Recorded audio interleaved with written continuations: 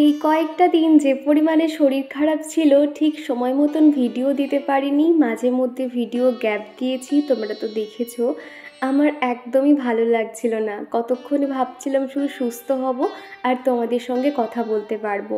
আসলে প্রতিদিন ভিডিও দিই তো, সেখানে এক দুদিন গ্যাপ দিলে না মনে হয় যেন সারাদিনে কি একটা বাদ পড়ে গেছে, কোনো কাজেই যেন এনার্জি পেতাম না। তবে আজকে সকাল থেকে ফুল এনার্জি নিয়ে ভিডিওটা শুরু করেছি। তবে পুরোপুরি কিন্তু এখনও সুস্থ হইনি, মোটামুটি আর কি রয়েছে। তো মোটামুটি এখন জ্বরটা নেই, শরীরটা একটু দুর্বল রয়েছে, তাও এনার্জি নিয়ে সকাল থেকে কাজকর্ম শুরু করেছি। তো হ্যালো এভরিওয়ান, সুপ্রভাত। কেমন আছো তোমরা সবাই? আশা করছি সবাই খুব ভালো আছো, আমরাও বেশ ভালো আছি। আরও একটা নতুন দিন, নতুন সকাল তোমাদেরকে সাথে নিয়ে ভিডিওটা শুরু করছি। আশা করছি তোমাদের ভালো লাগবে। আজকের দিনটা হলো শনিবার, আর ঘড়িতে এখনই 6:45 মতন বাজে আর কি। ঘুম থেকে উঠছি করতে করতে একটু দেরি হয়ে গেছে। আগের দিনকে যেহেতু তাড়াতাড়ি শুয়ে পড়েছিলাম, তো ওই জন্য তাড়াতাড়ি আজকে উঠতে পেরেছি। তা না হলে এই শরীর খারাপ করে কিন্তু অত সকালে আমি উঠতাম না। উঠতে 8টা 8:30 এরকম বেজে যেত। আর এই যে জ্বরটা কিন্তু প্রায় প্রত্যেকের বাড়িতেই শুরু হয়েছে, যারই হচ্ছে মোটামুটি 5-6 দিন কিংবা এক সপ্তাহের গল্প। তা না হলে না জ্বরই ছাড়তে চাইছিল না। আমার সেই মঙ্গলবার থেকে যে শুরু হয়েছিল, তবে আমি আজকে তুলনামূলক একটু ভালো আছি, জ্বরটা অতটাও আসছে না। তবে শরীরটা ভীষণ দুর্বল, কোনো কাজে যেন এনার্জি পাচ্ছি না। এই 2-4টে দিন শুধু কী পরিমাণে যে ঘুমিয়েছি কি বলবো তোমাদের।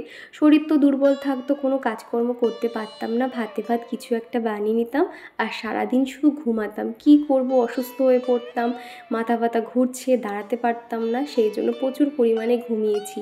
আর সত্যি কথা বলতে এতটাও কিন্তু আমি অন্য সময় ঘুমাই না, কিন্তু এই যে শরীরটা দুর্বল বলে কিন্তু অনেকটাই আর কি ঘুমিয়ে নিয়েছি এই কটা দিনে। তো যাই হোক, আর আমি না যে ডক্টর দেখিয়েছি ওখানে কিন্তু আমাকে মোটামুটি সকালে খালি পেটে একটা করে প্যান্ডি খেতে বলেছে, গ্যাসের ওষুধ আর কি। তো সেই ওষুধটা আমি খেয়ে নিলাম খালি পেটে, তারপর বাদবাকি কিছু একটা খেয়ে নেব, তাহলে কোনো অসুবিধা হবে না। আর আজকে কিন্তু চিকুও আমার সঙ্গে ঘুম থেকে উঠে পড়েছে, ওর হাতেও ব্রাশ দিয়েছি। আর বাচ্চারা জানোই তো, ঘুম থেকে ওঠা মানেই ওদের চোখের সামনে খেলনা দেখতে চায়। তো চিকুকে বললাম তুমি এখন এই যে ডাইনিংয়ে বসে খেলনা নিয়ে খেলো, ও নিচে বসে খেলা করছে। আর আমি এখন ভাবলাম বিছানাটা পরিষ্কার করে নেবো, সকালে আজকে টিফিন বানাতে হবে, এই আর কি। মোটামুটি সকালে ভাবছি একটু পরোটা মতন বানিয়ে দেবো, ওই এগরোল মতন বানিয়ে দেবো, তাহলে ওরা লাঞ্চ টাইমে ভালো করে হয়ে যাবে। আর আমি যদিও এইসব খাবো না। আর এই জ্বরটা হলে দেখেছি মুখে কোনো রকম রুচি থাকে না, কোনো রকম খাবারের টেস্টই যেন পাচ্ছি না, জানি না কেন এরকম হচ্ছে।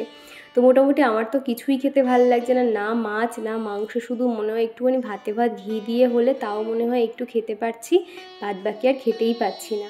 তো যাই হোক, এদিকে এসে কিন্তু বিছানাটা ভালো করে পরিষ্কার করে নিয়েছি অফ ক্যামেরাতে। এই কদিন ভোর না শুধু তো শুয়েছি উঠেছি, বিছানা যা হোক করে পরিষ্কার করেছি। বেডশিটটা পুরো ঝুলতে ঝুলতে সামনের দিকে এত পরিমাণে চলে এসেছিলো, আমি এবার সেটা টান টান করে দুটো বেডশিট সমান করে গুছলাম, তারপর টান টান করে বেডশিটটা ঠিক করে উপর থেকে মাদুর পেতে দিয়েছি। চিকু যেহেতু সারাদিন এখানে বসেই খেলা করবে, সেই জন্য ভাবলাম যে চলো আগে বিছানাটা ঠিকঠাক করে নিই, তারপরে অন্য কাজে হাত দেব। আর কালকে তো দেখেছো কি পরিমাণে বৃষ্টি হয়েছে, যার জন্য বাড়ির পাশে যে বাগানটা ছিল সেখানে জল পুরো থই থই করছে। আর ওখানে না 2-4টে মাছও রয়েছে, দেখছি কি পানকৌড়ি ঘুরে বেড়াচ্ছে। আর চিকু জানালা থেকে বসে ওই পানকৌড়িগুলোকে দেখছিল, মোটামুটি 10-12টা পানকৌড়ি ওখানে ঘুরে বেড়াচ্ছে। তো সেই জন্য চিকু জানলাতে বসে দেখছে, আর এদিকে তারপর চলে এসেছি খাবার বানাতে। সকালে উঠেই চিকুকে ব্রাশ করিয়ে দিয়েছিলাম, তারপর ওকে জল বিস্কুট দিয়েছি, আমিও জল বিস্কুট খেয়েছি। আর এখন চিকুর জন্য একটুখানি ম্যাগি বসিয়ে দিচ্ছি, আর চিকুর পাপার জন্য একটু চা বসিয়ে দিচ্ছি, দুধ চা ঝটপট বানিয়ে নেব। আর আগের ভিডিওতে পূজা সিং বলেছিলে দিদিভাই তোমার ভিডিওর জন্য অপেক্ষা করছিলাম, তোমার ভিডিও খুব ভালো লাগে, তোমার ভিডিও দেখে অনেক মোটিভেট হই। থ্যাংক ইউ গো পূজা, এইভাবে পাশে থেকো, তোমার এই মিষ্টি কমেন্টটা পেয়ে ভীষণ ভালো লাগলো। তোমরা দেখবে আমি চটপট রান্না করার জন্য একটা চপার কিনেছিলাম, সেটাতে খুব ভেজিটেবল খুব সুন্দর চপিং হয়। তো সেটা দেখে পপি আমাকে কমেন্ট করেছিলে দিদি ভাই তোমাকে দেখে ওই রকম সেম চপার আমি কিনেছি, খুব সুন্দর হয়েছে। তো থ্যাংক ইউ পুপু, তোমার এই কথাটা শুনে খুব ভালো লাগলো। সত্যি কথা, ওই চপারটা কিন্তু ভীষণ ভালো, তুমি অনেক দিন পর্যন্ত ব্যবহার করতে পারবে। আর সুতোর যেগুলো টেনে টেনে চপিং করতে হয়, সেই সুতোরগুলো না মাঝে মধ্যে কিন্তু ছিঁড়ে যাওয়ারও চান্স থাকে। তবে আমার মতন তুমি যেহেতু কিনেছো ওটা কিন্তু ভীষণ ভালো হবে, তুমি দেখো অনেক দিন ব্যবহার করতে পারবে। আমার ওই চপারটা কিন্তু 1 বছরের বেশি হয়ে গেছে বলতে গেলে। আর কণিকা দিদিভাই বলেছো, দীপা তুমি আমার অভ্যেস, তোমার ভিডিও দেখলে মনটা খুব ভালো হয়ে যায়, তাড়াতাড়ি সুস্থ হয়ে ওঠো দীপা। তো থ্যাংক ইউ দিদিভাই, অনেক ভালোবাসা তোমার জন্য। এই যে তুমি এত সুন্দর একটা কমেন্ট করেছো, সত্যি পেয়ে ভীষণ ভালো লাগলো। এছাড়া তোমরা অনেকেই বলছো যে তুমি তাড়াতাড়ি সুস্থ হয়ে ওঠো। হ্যাঁ গো, আমি নিশ্চয়ই আরও সুস্থ হয়ে উঠবো, কেননা এত মানুষ আমাকে এত ভালোবাসছে, এত আমাকে সুন্দর সুন্দর কমেন্ট করছে। তোমাদের ভালোবাসায় আমি অনেকটাই সুস্থ হয়ে গেছি, পুরো একদম 80%। আর একটুখানি শরীরটা দুর্বল আছে, ওষুধ তো চলছে, আশা করছি খুব তাড়াতাড়ি একদম ফিট হয়ে যাব আগের মতন। আর কাকলি আমাকে জিজ্ঞাসা করেছিলে তুমি কি শ্রাবণ মাসের প্রথম সোমবার উপোস করেছিলে? হ্যাঁ, আমি উপোস করেছিলাম। আমি মোটামুটি শ্রাবণ মাস যেখান থেকে শুরু হয়েছে সেখান থেকে কিন্তু নয়, আমি শ্রাবণের প্রথম সোমবার আমি উপোসটা করেছি। এবার থেকে প্রত্যেক সোমবারই আমি উপোস রাখবো। আর বাদবাকি দিন যেরকম নর্মাল, যেহেতু সব কটা দিন তো পালন করা সম্ভব নয়, সেই জন্য আর কি। তো সোমবারগুলো আমি মোটামুটি ভেবে আছি উপোস রাখবো। তবে মাঝে করে যে শরীরটা খারাপ হয়ে গেছে, দুর্বল আছে, জানি না নেক্সট যে দ্বিতীয় যে সোমবারটা আসছে সেটা কতটা কি করতে পারবো, তাও দেখা যাক। ইচ্ছে তো আছে, ভোলেনাথ পাশে থাকলে নিশ্চয়ই সেটাও করতে পারবো। তো যাই হোক, তোমাদের সাথে কথা বলতে বলতে এদিকে কিন্তু চিকুর পাপার চাটাও হয়ে গেছে, ওকে দিয়ে এলাম। আর এদিকে ম্যাগিও কমপ্লিট, চিকুকে খাইয়ে দেবো, তারপর বাদবাকি কাজ করব। চিকু সকালে উঠে গেলে না আমার আবার চিন্তায় পড়ে যেতে হয়, ওকে কিছু খাওয়াতে হবে, ব্রাশ করাতে হবে, মুখ ধোয়ানো, এগুলো মাথায় চলতে থাকে। তবে ও যদি শুয়ে থাকে না, আমি তাহলে একদম মনোযোগ সহকারে রান্নাঘরে কাজকর্মগুলো করে নিতে পারি। তো আজকে ভেবেছি একটু চটপট কী বানানো যায়, একটু পরোটা মতন বানিয়ে দেবো, খানিকটা এগ রোলের মতন ভিতরে স্টাফিংয়ের কিছু একটা বানিয়ে দেবো, তাহলে সস একটু স্যালাড দিলে ও তাহলে লাঞ্চ টাইমে একটু এগ রোল মতন বানিয়ে রোল করে আর কি খেয়ে নিতে পারবে। তো একদম পাতলা পাতলা করে দেখো পুরো পরোটাগুলো বেলে নিয়েছি, তারপর একটু সেঁকে নেব। পরোটা কিন্তু তেল দিয়ে আমি একদম গোল শেপ করতে পারি না, সেই জন্য একটু ময়দা ছড়িয়ে হালকা করে আর কি শেপটা দিয়ে নিয়েছি, তাহলে কিন্তু খুব ভালো গোল হয়। তবে তুমি যদি ভাবো তেল দিয়ে করবে, তেল দিয়েও তো অনেকটা সময় লাগে, গোল হতেই চায় না, মানে একবার তুমি যেই টানবে আবার সেই ছোট হয়ে যাবে। তো সেই জন্য একটু ময়দা দিয়ে বেলে নেবে, দেখবে খুব সুন্দর কিন্তু গোল হয়। আর আমি কিন্তু যখনই রুটি কিংবা পরোটা বেলি, আমি কিন্তু সেলফের মধ্যে এইভাবেই বেলি। আবার অনেকে আছে এখানে আবার ব্যাড কমেন্ট করতে চলে আসে, ভাবে যে এটা ভীষণ নোংরার মধ্যে আমি হয়তো বেলাবেলি করছি, কিন্তু না, তার আগে আমি যথেষ্ট ভালো করে এই জায়গাটা ধুয়ে নিয়েছি, মানে একটা ভেজা কাপড় দিয়ে মুছে নিয়েছি, তারপর শুকনো করে তারপর কিন্তু আমি এখানে পরোটাটা বেলছি। তো সেই জন্য আগে ভাগেই বলে দেওয়া, যাতে কেউ কোনো রকম খারাপ কমেন্ট না করে। দেখো এখানকার যে খাবারটা বানাচ্ছি আমার ছোট ছেলেও তো খাবে, তো বুঝতে পারছো আমি সেই দিকটা মাথায় রেখে কিন্তু সেটাই বেলছি।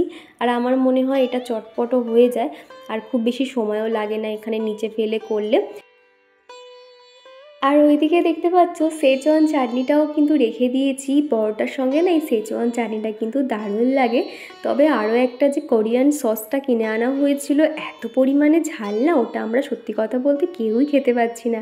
সামান্য যে কোনো খাবারে দিলে এত ঝাল হয়ে যায়, তবে একটু অন্যরকম ফ্লেভারও আসে, সেটা খুবই কম ব্যবহার করা হয়। তবে সেজওয়ান চাটনিটা যে কোনো ফ্রাইড রাইস কিংবা ভাত ভাজা যে কোনো কিছুতে দিলে কিন্তু বেশ ভাল লাগে, জানো তো। তো যাই হোক, এদিকে আমি এই যে পরোটাটা বেলে নিয়েছি, এবার আমি এটাকে ফ্রাই করছি। আর এর মধ্যে স্টাফিং হিসেবে দেওয়ার জন্য দুটো বড় বড় সাইজের ডিম খুব ভালো করে ফেটিয়ে নিয়েছি, তার মধ্যে কাঁচা লঙ্কা আর দুটো বড় সাইজের পেঁয়াজ কুচিয়ে নিয়েছি ভাজা ভাজা করে। আর এইগুলো কিন্তু আমি একসঙ্গে দিতে পারতাম, যেহেতু লাঞ্চ টাইমে খাবে তো একসঙ্গে দিলে কিন্তু নরম হয়ে যাবে, প্রত্যেকটা আমি পাট করে দেব, ও খাওয়ার সময় রোল করে আর কি খেয়ে নেবে। এটা কিন্তু মোটামুটি দুটো খেলে পেট ভরে যায় একদম। ওদিকে স্টাফিংয়ের জন্য যেহেতু আমি আলাদা করে রেখেছিলাম ওই যে ডিম ভুজিয়া মতন করে, আর সাথে সেজওয়ান চাটনি, স্যালাড আর একটু ব্ল্যাক পেপার দিলেই কিন্তু দারুণ লাগছিল। তো যাই হোক, আমি না আজকে আর গ্যাস বন্ধ করিনি, যেহেতু আজকে শরীরটা একটু খারাপ লাগছিল, তো ভাবলাম চলো একেবারে সকাল থেকেই মানে ঝটপট রান্না করে নিচ্ছি আর কি। যত বেলার দিক থেকে মানে যত বেলা হয় না তত যেন আরও শরীরটা খারাপ লাগে। আর আমি যেহেতু সমস্তটাই জোগাড় করে নিয়েছিলাম সেই জন্য আমার বেশি সময়ও লাগেনি। আগের দিনকে রূপচাঁদা মাছটা রাত্রিবেলায় এনেছিল, আর সেই মাছটা আমি সকালবেলা ভালো করে আবার ডিপ ফ্রিজ থেকে বার করে নর্মাল জলে রেখেছিলাম। রেখে তারপর নুন হলুদ মাখিয়ে নিয়েছি। আজকে একটু রান্না করব গাঁটি কচু আলু দিয়ে মাছের ঝোল করব। তবে এই সমস্ত মাছ একটু ঝালঝোল করলে ভাল লাগে, তবে না শরীর তো আর মানছে না। মোটামুটি এক তরকারি ভাত কিছু একটা বানিয়ে নেব যাতে দুবেলার মতন হয়ে যায়। শরীর খারাপ থাকলে না রান্না করতে তো ইচ্ছে হয় না, সেখানে এক দু রকমের পদ মানে তো বুঝতেই পারছো কতটা ঝক্কিকর। তাও তো করতেই হবে, ছোট বাচ্চা আছে কি আর করব। তো সেই জন্য আর কি গাঁটি কচু আলু দিয়ে মাছের ঝোল বানাবো।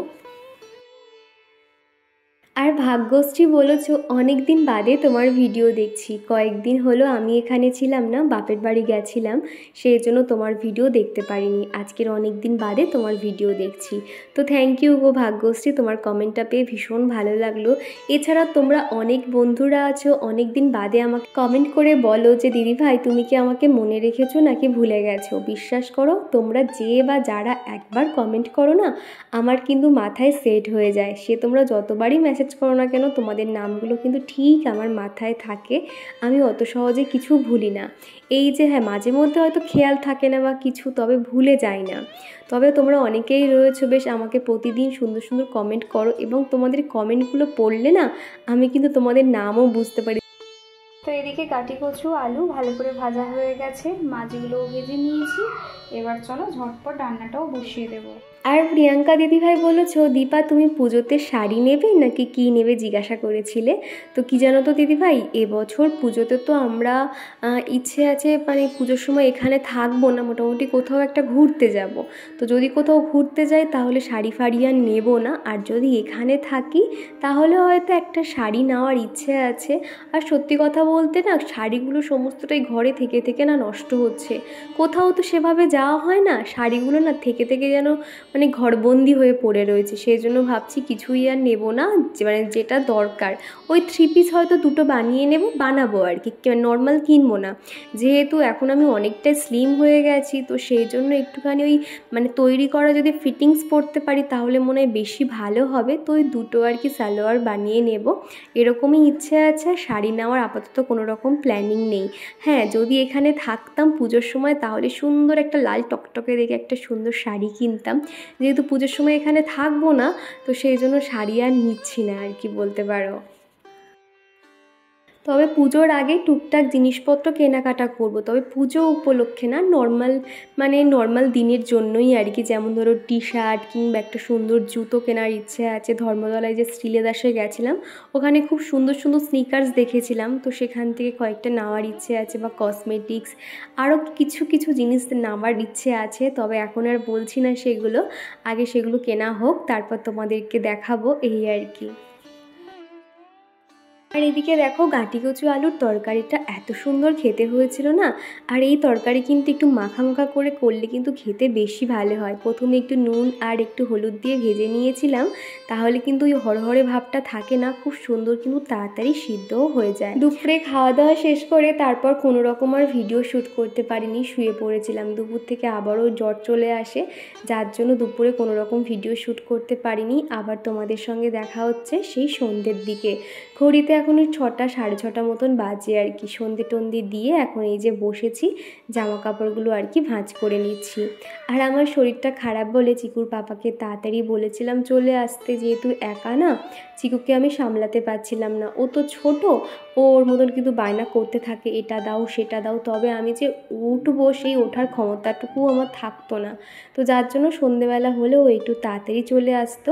মোটামুটি যেগুলো বসে কাজ খুব একটা সময় লাগতো না সেগুলো আমি টুকটুক করে সেরে নিচ্ছিলাম। তো এদিকে দেখতে পাচ্ছ জামা কাপড় পুরো চেয়ার ভর্তি, দোলনা ভর্তি, চারিদিকে জামা কাপড় ছিল। সেগুলো প্রত্যেকটা এখন এই মাদুরের উপরে নিয়ে বসে এখন ঝটপট ভাঁজ করে নিচ্ছি। এখন যেহেতু শরীরটা খারাপ বলে মাদুর পেতে সুন্দর করে আর কি ভাঁজ করছি। আর যখন সুস্থ থাকি এতই সব মাদুর ফাদুর লাগে না, নর্মালি মেঝেতে বসে টান টান করে জামা কাপড় ভাঁজ করতে থাকি। আর আগের দিনের ওই যে বেডশিট দুটো না কেচে দিয়েছিল, তবে বেডশিটগুলো আমি আর আর গুছিয়ে রাখতে পারিনি। এই কদিন জ্বর করে এই বেডশিটগুলোই আমি গায়ে দিয়েছি, যার জন্য ভাবলাম যে চলো এখন আর ভাঁজ করবো না, এগুলো নর্মালি আর কি একবার ধুয়ে দিতে হবে, তারপর আর কি আলমারিতে তুলবো। মোটামুটি সাদা বেডশিটটা আজকেই ধোয়া আর কি, আর সবুজ বেডশিটটা দুদিন আগেকার, সেটাই আমি এখন গায়ে দিচ্ছিলাম। কেননা চিকু আর চিকুর পাপা তো সারাক্ষণই পাখা চালায়, আমার তো ভীষণ কাঁপ লাগে, সেই জন্য আমি যখনই শুই সে দুপুর হোক কিংবা রাতে আমাকে বেডশিট গায়ে দিয়েই শুতে হচ্ছে। আমার শর্টস ভিডিওতে জলি দিদিভাই বলেছিলে, দীপা তোমাকেই হলুদ টি শার্টটা পরে খুব সুন্দর লাগছে। থ্যাংক ইউ গো দিদিভাই, অসংখ্য ধন্যবাদ। প্রথমবার তোমার কমেন্ট পেলাম, খুব ভালো লাগলো। এইভাবে আমাদের পাশে থেকো। আর সত্যি কথা বলতে শর্ট ভিডিওগুলো তোমরা বেশ অনেকেই খুব পছন্দ করছো। এই দিনগুলোতে আমি লং ভিডিও দিতে পারি না, সেই দিন আর কি শর্ট ভিডিওগুলো শেয়ার করে দিই, যাতে তোমরা আমাকে একদমই না ভুলে যাও। অন্তত শর্ট ভিডিওগুলো দেখে যাতে তোমাদের মাথায় খেয়াল থাকে।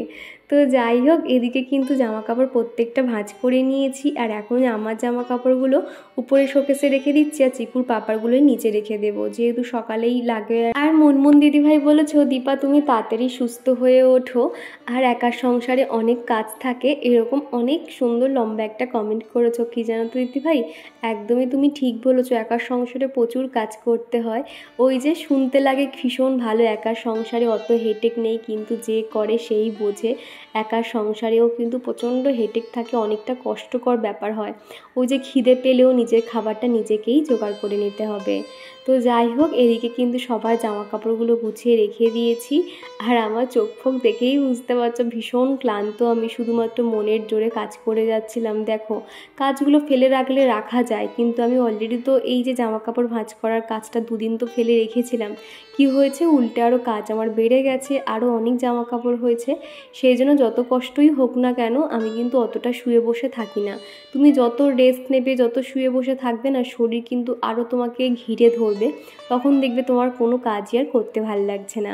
তো সেই জন্য আমার যত কষ্ট হোক না কেন, শরীরটা একটু ঠিক হলেই কিন্তু আমি কাজকর্ম শুরু করে দিই, যাতে আমি নিজে ফিট থাকতে পারি, আর অন্যের উপর যাতে আমাকে ডিপেন্ড করতে না হয়। আর অনেক দিন বাদে কুইন দীপালি আইডি থেকে এক বন্ধু আমাকে কমেন্ট করেছিলে, কেমন আছো দীপা? আমি ভালো আছি দীপালি, তুমি কেমন আছো? অনেক দিন বাদে তোমার কমেন্ট পেয়ে ভীষণ ভালো লাগতো। তোমরা যারা প্রতিদিন কমেন্ট করো, সেখানে যখন কিছুদিন তোমাদের কমেন্ট দেখতে পাই না, আমি কিন্তু ভাবি যে তোমরা ঠিক আছো তো, তোমরা ভালো আছো তো, কী হলো তোমরা আর মেসেজ করছো না কেন? তো সেরকমই আমিও কিন্তু তোমার কথা ভাবছিলাম, হঠাৎ করেই তারপর দেখলাম তোমার কমেন্টটাও দেখতে পেলাম। আর তারপরে এই যে রাতের দিকে ওই 8টা সাড়ে 8টা বাজে আমি ঘর বারান্দা ঝাঁট দিয়ে দিচ্ছি। প্রত্যেক দিন রাতে শুতে যাওয়ার আগে আমি আমার ঘর বাড়ি এরকম টিপটপ রেখে তারপরেই শুতে যাই, যাতে সকালে উঠে ঝটপট আমি রান্নাঘরের দিকে চলে যেতে পারি। আর এই কাজগুলো যদি সকালে করতে যাই না, তাহলে আমাকে আরও অনেক ভোরে ঘুম থেকে উঠতে হবে, ভোর 5টা নাগাদ, তাহলেই কিন্তু সমস্তটাই সম্ভব। আর অত সকালে তো উঠতে পারবো না, যেহেতু সকালে মানে রাতের অনেক কিছু আমার ফোনের এডিটিংয়ের কাজ সারতে হয়, রাতে রান্নাঘর পরিষ্কার করা, সবজি ধোয়া কাটা, সব মিলিয়ে অনেকটাই দেরি হয়ে যায়।